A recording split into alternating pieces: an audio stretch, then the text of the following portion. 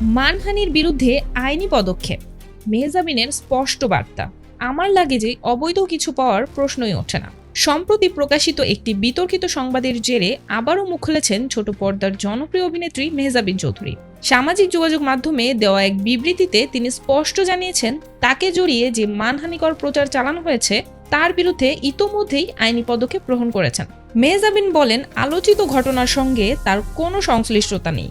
তিনি দাবি করেন, উল্লেখিত কোনো ঘটনায় আমাকে কখনোই বিমানবন্দরে থামানো হয়নি। আমার কোনো হ্যান্ডব্যাগ বা লাগেজও আটকানো হয়নি। আমার লাগেজে অবৈধ কিছু পাওয়ার প্রশ্নই ওঠে না।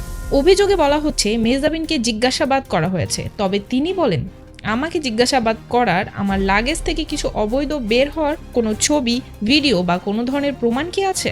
মেহজাবিন বলেন, দুর্ভাগ্যজনকভাবে মানহানি এখন খুব স্বাভাবিক ব্যাপারে পরিণত হয়েছে।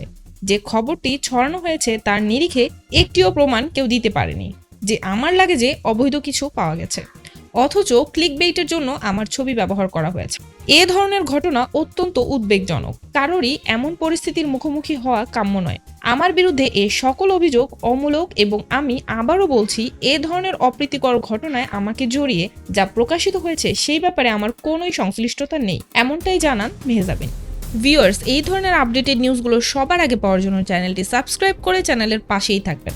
এর আগে গত বছরের আগস্টে ব্যাংকক থেকে ঢাকায় ফেরার সময় হজরত শাহজালাল আন্তর্জাতিক বিমানবন্দরে 14 বোতল সহ আটক হওয়ার অভিযোগে কয়েকটি গণমাধ্যমে তার নাম প্রকাশিত হয়। যদিও 7 মাস পর বিষয়টি সামনে এলে তিনি তা অস্বীকার করেন এবং একে উদ্দেশ্য প্রণোদিত প্রচার বলে দাবি করেন। এর আগে মেহজাবিন বলেছিলেন, কিছুদিন ধরে আমি লক্ষ্য করছি আমাকে নানা বিষয়ে টার্গেট করা হচ্ছে। কিছুদিন আগে মেহজাবিনের নামে হুমকি ধুমকি ভয় দেখানোর অভিযোগে করা মামলা করেছিল আমিরুল ইসলাম নামে এক ব্যক্তি।